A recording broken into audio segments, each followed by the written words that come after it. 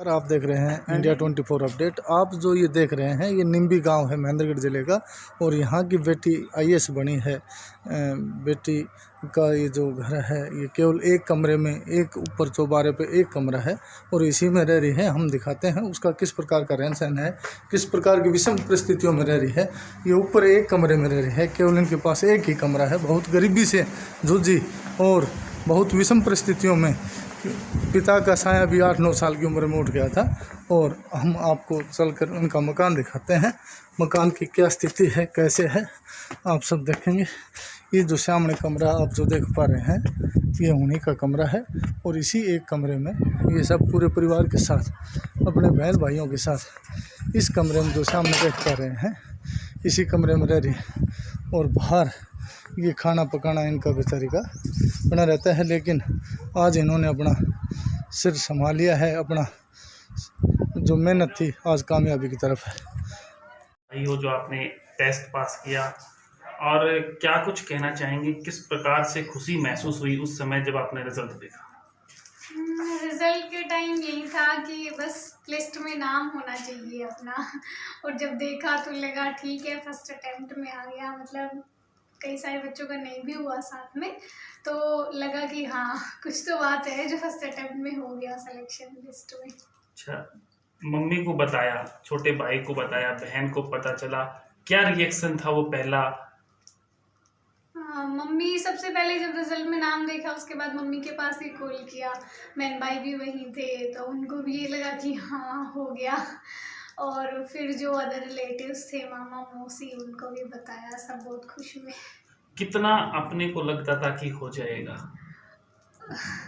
वो एक डर तो हमेशा ही बना रहता है कि क्या पता किस्मत साथ ना दे, लेकिन मुझे ये था कि हाँ जैसा मैं लिख के आई हूँ उस हिसाब से सिलेक्शन तो मिल ही जाएगा इस बार। मुझे ये था हाँ सिलेक्शन तो मिल ही जाएगा। हाँ रैंक का थोड़ा हो सकता है ऊपर नीचे, लेकिन मुझे ये था हाँ सिलेक्शन तो इस बार मिल ही जाएगा। अभी कौन सी रैंक अपने को मिली? अभी 438 रैंक। 438? जी। कौन सा क्या पोस्ट मिलेगी?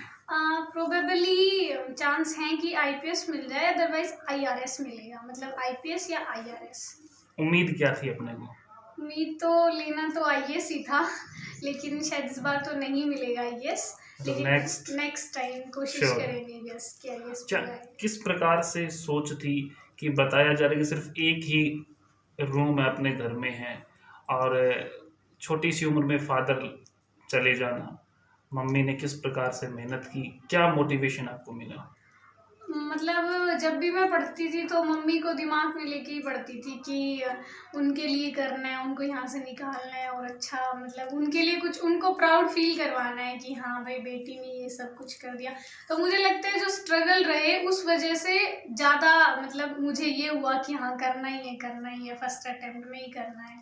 मुझे लगता है इन सब का भी हाथ रहा मेरी सक्सेस में। तो आपने कौन सी क्लास में आपने मान लिया था कि मैंने आईएएस से आईपीएस करना है?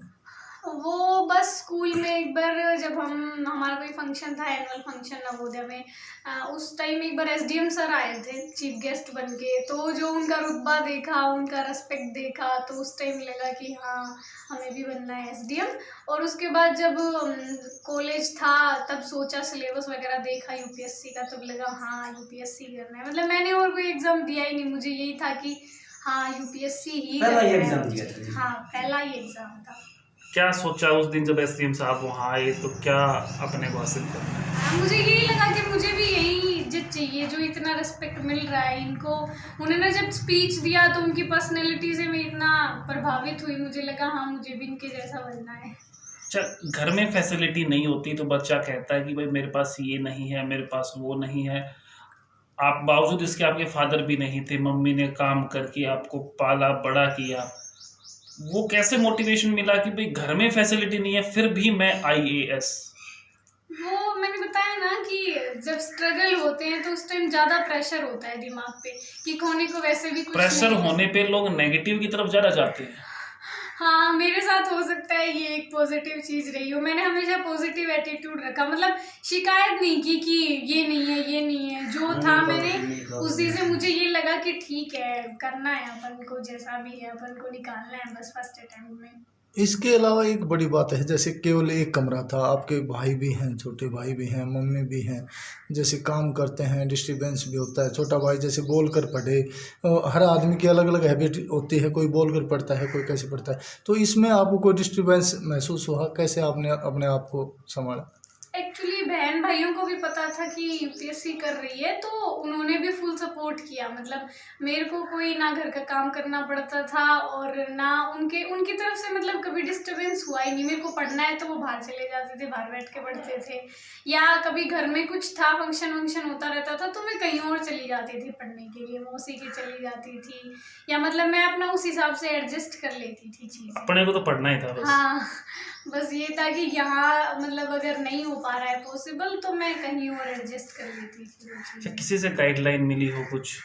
एक्चुअली इस फील्ड में तो आसपास कोई रिलेटिव या कोई सीनियर ऐसा मिला नहीं जो यूपीएससी में हो, तो मैंने बस इंटरनेट से और यूट्यूब से, गूगल से, इनसे ही किया, तो बस रिकमेंड जो स्टार्टिंग एजुकेशन थी वो कहाँ से शुरू? मैंने अपनी प्राइमरी स्कूलिंग तो यही मनु स्कूल से की थी, गाँव से गाँव में। उसके बाद 5th में जब नवोदय का टेस्ट हुआ तो वहाँ मेरा सिलेक्शन हो गया, और देन मैंने 12th तक वहाँ पढ़ाई की। उसके बाद अपनी ग्रेजुएशन मैंने यहाँ गवर्नमेंट पीजी कॉलेज महेंद्रगढ़ से की, और ग्रेजुएशन के बाद प्रिपरेशन स्टार्ट करी। तो आपको क्या लग रहा है, गवर्नमेंट कॉलेज, पीजी कॉलेज का एनवायरनमेंट कैसा है पढ़ने के लिए? जैसे और भी बच्चियां पढ़ रही हैं। हाँ, इन्वायरमेंट तो ठीक है पढ़ाई का, लेकिन मैं भी रेगुलर तो नहीं जाती थी। मतलब मैं तभी जाती थी जब प्रैक्टिकल्स वगैरह होती थी या क्लासेस अटेंड करनी होती थी।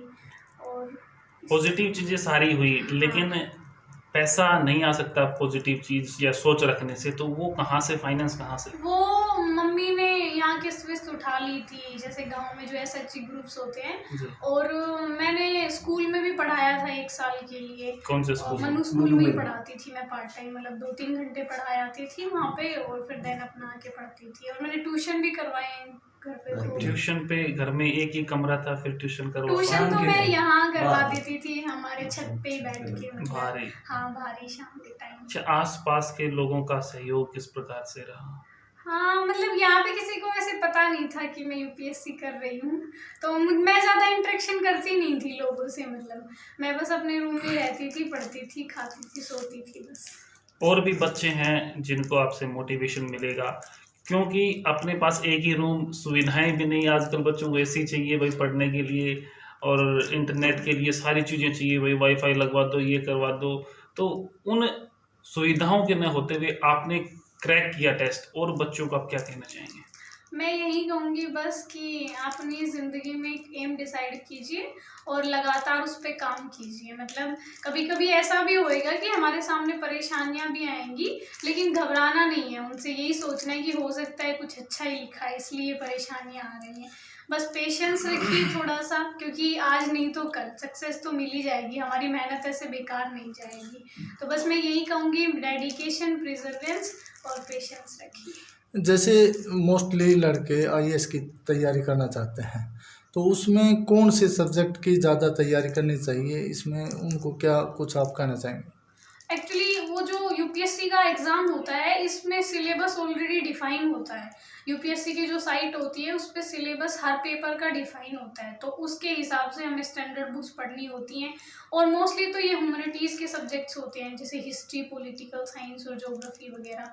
तो सिलेबस के अकॉर्डिंग पढ़ना होता है हमें, मतलब उसी में से आता है। ऐसा नहीं है कि कुछ भी आएगा, मतलब सिलेबस में जो डिफाइन है वही आएगा। कब फॉर्म फिलअप किए जाते हैं, कब टेस्ट होता है, कितने टेस्ट होते हैं, और सबसे मेन होता है इंटरव्यू? हाँ, सब फॉर्म तो शायद जनवरी के आसपास निकलते हैं, और उसके बाद प्रीलिम्स होता है मई या जून में। और जब प्रीलिम्स क्लियर हो जाता है तो रोल नंबर आ जाते हैं जिनका क्लियर हो गया। उसके बाद मेंस होता है, मेंस में 9 एग्ज़ाम्स होते हैं, तो वो सब क्लियर हो जाते हैं तो फिर वही रोल नंबर आते हैं किनका हो गया। फिर पर्सनालिटी टेस्ट मीन्स इंटरव्यू होता है, और फिर इंटरव्यू के बाद वो सारे ऐड ऑन होके सारे मार्क्स मेरिट लिस्ट निकलती है। इंटरव्यू सबसे हार्ड बताया जाता है, और एक भी नहीं होता, ज़्यादा होते हैं। क्या कुछ उनके बारे में बताना चाहेंगे? मुझे ऐसा लगता है कि इंटरव्यू मेरा ठीक रहा। मतलब मुझे बहुत अच्छे मार्क्स भी मिले हैं इंटरव्यू में। मतलब एवरेज से भी बहुत ज़्यादा। तो इंटरव्यू में नॉलेज तो नहीं देखते हैं वो आपकी कि आपको कितनी नॉलेज है। और मैं तो 22 साल की थी, वैसे ही फर्स्ट अटेम्प्ट था, तो मुझसे वो ज़्यादा एक्सपेक्ट भी नहीं करते। बेसिक्स था। हाँ, वो एक्सपेक्ट मतलब अगर आप मेरी तरह से जाएंगे तो वो इतना एक्सपेक्ट नहीं करेंगे कि आपको ऑल ओवर अर्थ सब कुछ पता होना चाहिए। वो मतलब आपसे वही पूछेंगे जो ज़रूरी है कि भाई आपको अगर इस सर्विस में भेज देंगे तो आप कैसे हैंडल करेंगे, आपको डीएम बना देंगे तो आप कैसे सिचुएशंस हैंडल करेंगे, वो उस हिसाब से पूछते हैं। और बहुत अच्छा भी फील करवाते हैं। मतलब ऐसा नहीं है कि आपको आराम से पानी पिलाएंगे, रिलैक्स करेंगे, फिर आराम से पूछेंगे कि कोई नहीं आएगा क्वेश्चन तो सॉरी बोल दो भाई, और ठीक है वो नेक्स्ट पे अपने आप फॉरवर्ड हो जाते हैं। मॉक टेस्ट भी होते होंगे? हाँ, मॉक इंटरव्यूज भी हुए थे, मॉक टेस्ट भी हुए थे। तो मॉक इंटरव्यू ज़्यादा टफ होते हैं। वो मतलब इतना प्रैक्टिस करवा देते हैं कि वहाँ जाके तो ऐसे लगता है नॉर्मल है बिल्कुल। मॉक वाले ज़्यादा मतलब हार्ड क्वेश्चंस पूछते हैं। अच्छा, बच्चे दिल्ली कोटा जाते हैं कोचिंग के लिए, उन्हें आप क्या कहेंगे भी घर रह के भी आप क्रैक कर सकते हैं? बिल्कुल, मुझे ऐसा लगता है कि कोचिंग में ज़्यादा हमारे ऊपर प्रेशर आ जाता है और टाइमिंग भी ज़्यादा हो जाती है। एक टॉपिक को काफ़ी टाइम में 2-3 घंटे में कवर करवाते हैं। ऐसा नहीं है कि कोचिंग अच्छी नहीं है, वो अच्छी है, सपोर्ट अच्छा करती हैं, लेकिन मैंने तो यही सोचा कि मैं घर पे रह के अपने हिसाब से तैयारी करूँगी। मतलब जो मुझे नहीं आएगा वो उस पर ज़्यादा टाइम दूंगी, जो आएगा उसको जल्दी से स्किप। कहाँ से तैयारी की, किस किस चीज़ का, किस किस साधन का उपयोग आपने किया? मैंने मतलब यूपीएससी की साइट पे जब सिलेबस देखा, उसके बाद मैंने टॉपर्स के वही इंटरव्यू देखे, तो उन्होंने जो जो बुक्स रिकमेंड कर रखी थी मैंने वो सब खरीद के और पढ़ी अच्छे से, एनसीईआरटीज पढ़ी। उसके बाद पेपर सोल्व किए जो प्रीवियस ईयर्स पेपर्स थे, और राइटिंग की मतलब लिख के देखा, और देन मैंने टेस्ट सीरीज ज्वाइन कर ली। तो उससे मुझे पता चल गया कहाँ मेरी वीकनेस है। कभी ऐसा होता था कि मम्मा मेरे को बुक लेके आनी है, कोई रिवीजन पेपर लेके आना है, पैसे चाहिए, मम्मा कह रही भाई आप बेटा आज नहीं है कल दूंगी, परसों दूंगी? नहीं, ऐसा तो नहीं हुआ कभी भी। मतलब क्योंकि मेरे पास खुद भी रहते थे, मैंने बोला ना स्कूल में पढ़ाया है, तो वो पैसे मैंने इसीलिए रख रखे थे कि मेरे को अपनी बुक्स लेके आनी है।